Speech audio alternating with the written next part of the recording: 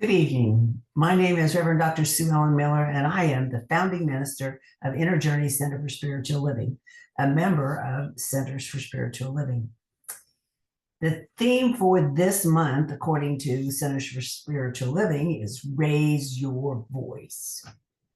So I'm going to talk a little bit about the theme for the ideas for this week, which is Confidence Unleashed, the Art of Self-Advocacy, and I'm going to start with a prayer.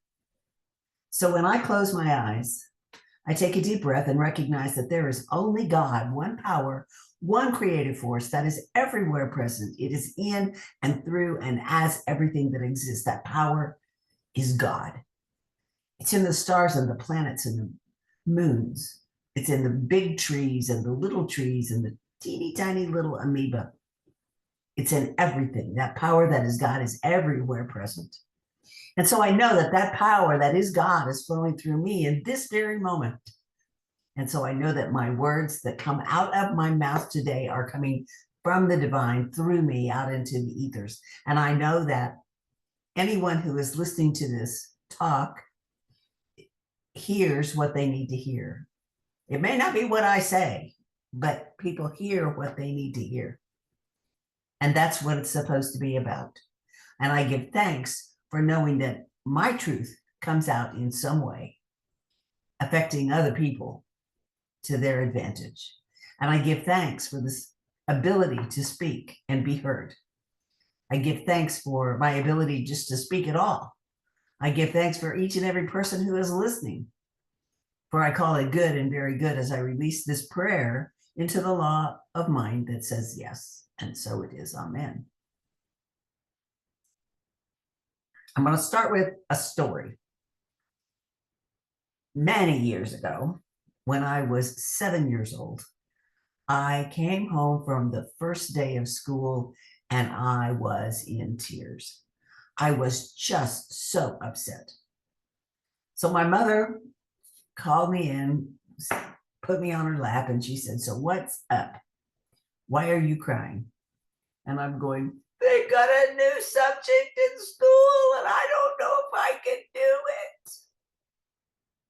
And my mother, wise woman that she was, said, "Well, you've done everything else that you had to learn. I feel fairly certain that you're going to be able to do this new subject just as well as any of the others." And I took that in and realized that that was probably good, that I could probably do it because I had done everything else, that at least in a satisfactory method. And then she said, "And what subject is it?" And I looked at her and I said, "It's English." And of course, I'm sure she had a hard time holding in her laughter about me not being able to learn English, so to speak.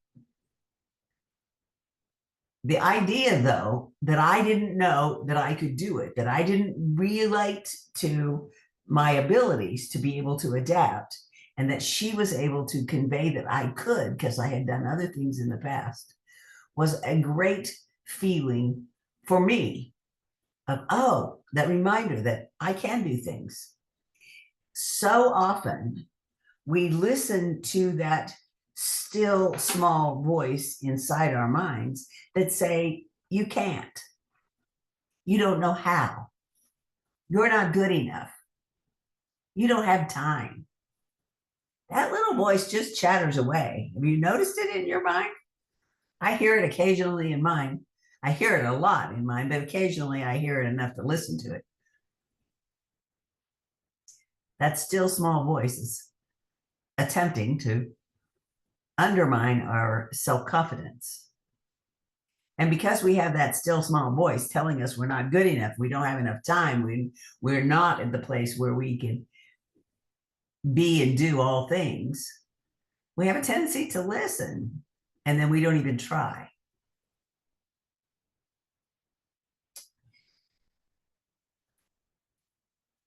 Our thoughts and our beliefs are powerful.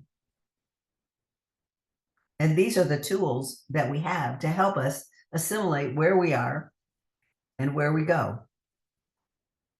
Ernest Holmes says, life is a mirror and will reflect back to the thinker what he thinks into it. And this principle highlights how our thoughts affect our lives, how they shape our experiences. When we don't have confidence, when we don't believe in ourselves, we put the limits on what we can do. And sometimes they're silly limits. We think we don't have enough time to get something done, so we don't even try. Or we excuse the fact that we didn't have enough time to do a half a job, so to speak, and not do it well. When we are trying to figure out how to uplift our self-talk, we want to focus on building positive self-talk. That means we have to pay attention to the talk that we hear. And when we hear that negative self-talk, that you can't do it part, it's time to stop and pay attention to what that negative is and move forward in a different direction. Affirmations go a long way. And I use affirmations a lot. One of my very favorite affirmations comes along when someone says, "How are you?" And I jump right in with, "I am wonderful and marvelous, simply amazing and getting better and skinnier and wealthier all the time." And I love that. Thank you for asking. And I'm truly grateful because when they've asked me how I am, I get to repeat all those affirmations. And over the years, I have found that to be the case, that I am getting better and skinnier and wealthier all the time. Thank you for asking. Appreciate that. I think part of that has to do with, because I have said the affirmations so long, my body now believes it. And therefore, it is the truth of who I am. So when we are looking at how to increase our self-confidence, we should begin to celebrate any achievements that we've made. When we have done something, we should celebrate that. If we've completed it on time, pat ourselves on the back. If we've gone on to the next step and everything's fine, yes. And sometimes that means giving ourselves a reward.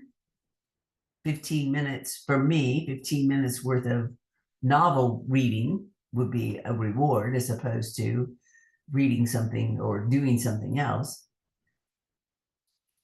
Being able to take a time out and spend 15 minutes with a mystery or a romance instead of something more educational is a reward for me. But I love to read, so that's reading is a reward anyway. Celebrate our achievements always. And remember, one of the most important things is to be compassionate with yourself. If you don't do it, don't beat yourself up. Just pick yourself up. Choose to do better next time. One of my favorite things, instead of beating myself up when I don't do it right, would be to say something along the lines of, well, that might not have been my best decision. Or perhaps I could have done that differently. And go from there. It helps too if we set goals that are achievable. It's not like we decide to write a novel and we expect to have it done on Friday. And it doesn't make any difference whether we're starting on Thursday or Monday. Friday is too soon. So we need to have realistic goals that we set so that we can achieve them, so that we can actually appreciate the successes that we have. That will help build our self-confidence. Also, when we build a support network, when we are surrounding ourselves with people who will support us, who will actually help us achieve whatever it is that we intend to achieve, even if that means all they're doing is saying, thank you, you're doing a good job, or I appreciate that, you're doing a good job. That support is definitely worth having. I don't want to go through life surrounded by people who are going, you can't do that. Or people who are just complaining, no, it's too hot, it's too late, I don't want to, it's too bad, life is hard, or these politicians are not good, or this economy is terrible, I can't find a job, the job market is awful. I don't want to be surrounded by people who are complaining all the time. So when I am looking for people to hang out with, I don't hang out with those. I try to make the people in my life be as positive as I am. So finding a group of people that is as positive as you would like to be might mean that you find a center for spiritual living where there are people who are like-minded, or a Toastmasters group that is a group of people who are encouraging each other to speak better, or perhaps even a civic organization where everybody, again, is trying to help each other. And there are lots of nonprofit groups that are trying to help as well. And you want to be with ones that have a positive attitude as they're trying to help. And don't forget to take care of yourself as you're going through things. It's important to do that. How do we do this? Build our self-confidence. Affirmations is one way. I've mentioned that already. Reading, in the kinds of reading that help, again, positive, supportive material. Watching videos on the television or the computer or the phone, if the video is positive and uplifting. And if it isn't, then you don't want to be watching it. I don't want to be watching it. And also we can visualize, that is, we can take into our own mind in our meditation time the picture of what we would like to have, the good picture of how we want things to show up. If we take that into our own mind and visualize the outcome that we would like to have in a good, positive way, that would be helpful, could be helpful, should be helpful. Recognizing our divine nature is crucial. Many of us did not grow up with the idea that we could have a divine nature. I didn't grow up with recognizing that I could have anything divine within me. The fact that I learned that God is everywhere did not in my mind sink into the fact that God is everywhere, and that means in me too. God was everywhere else, except where there were things and people. So it was God was in the air, but not in the things. God is everywhere. It's the nature of who we are. Everywhere. So as I was reading this evening, thinking about this, I came across this book, Dare to Be Yourself, by Alan Cohen. And he tells the story of the eagle's flight. One day, a naturalist who was passing by a farm saw a barnyard, a flock of chickens. And among the chickens was an eagle. The naturalist inquired of the owner why it was that an eagle, the king of all birds, should be reduced to living in the barnyard with the chickens. Since I have given it chicken food and trained it to be a chicken, it has never learned to fly, replied the owner. It behaves as chickens behave, so it no longer thinks of itself as an eagle. Still, insisted the naturalist, it has the heart of an eagle, and surely it can be taught to fly. After talking it over, the two men agreed to find out whether this was possible. Gently, the naturalist took the eagle into his arms and said, "You belong to the sky and not to the earth. Stretch forth your wings and fly." The eagle, however, was confused. He did not know who he was. Seeing the chickens eating their food, he just jumped down to be with them again. Undismayed, the naturalist took the eagle up to the roof of the house and urged him again, saying, "You are an eagle. Stretch forth your wings and fly." But the eagle was afraid of its unknown self in the world and jumped down once more for the chicken food. On the third day, the naturalist rose early and took the eagle out of the barnyard to a high mountain. There he held the king of the birds high above him and encouraged him again, saying, "You are an eagle. You belong to the sky as well as the earth. Stretch forth your wings now and fly." And the eagle looked backwards towards the barnyard and up into the sky. Still, he did not fly. Then the naturalist lifted him straight towards the sun, and it happened. The eagle began to tremble, and slowly he stretched his wings. At last, with a triumphant cry, he soared into the heavens. Cohen goes on to say, the eagle in this story represents our true identity as beings of unlimited power and potential. The chicken represents the part of our mind that is earthbound by fear, limitation, and the conditioned boundaries, which others have suggested to us and to which we have agreed. Like the eagle, we have suffered under a case of mistaken identity. We have succumbed to a kind of spiritual amnesia in which we have forgotten our origin and nature as spiritual beings. Our forgetting cannot remove our identity, but it can cause us to act in a way far less creative and powerful than we are, a charade quite unbecoming to a being of divine origin. Our goal, therefore, on the path of awakening is not to change who we are, but to remember who we are. Are you a chicken or an eagle? Were you born to scratch in the dust, or soar in the heavens? In your answer lies your destiny. Who are you?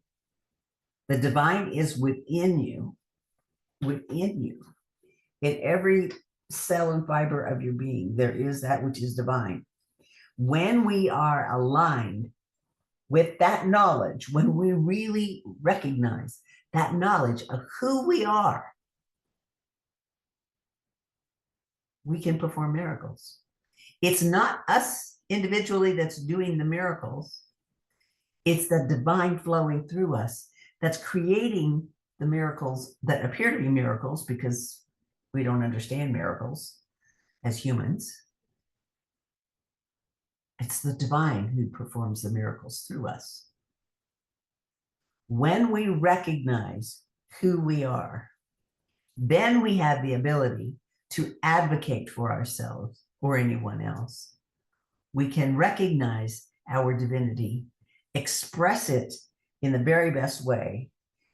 We can use that ability to manifest positive outcomes and realize our full potential. So through positive affirmations, through meditation, through visualization, we can harmonize our inner beliefs with the creative laws of the universe.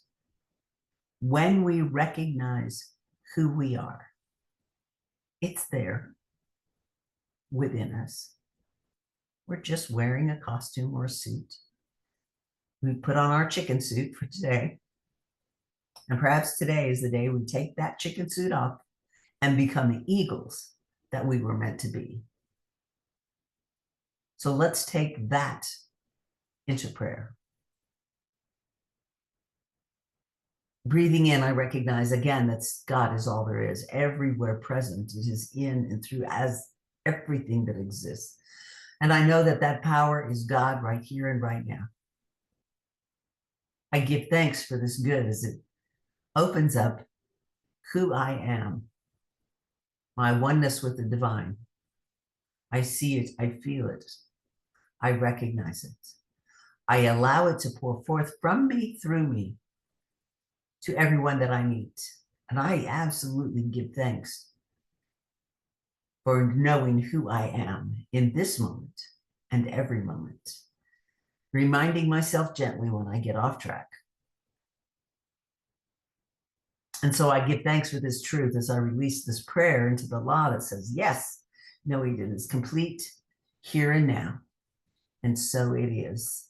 And if this has touched you in any way, and or if you would like to contribute to Inner Journey, you can either go to inner-journey.org. On the website, there is a donation off to the right, square off to the right.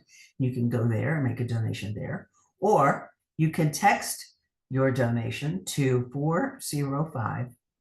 405-337-9739. 405-337-9739. And the word for today is trust. No, it's grace. Today's word is grace. We'll talk to you soon. Thank you for listening.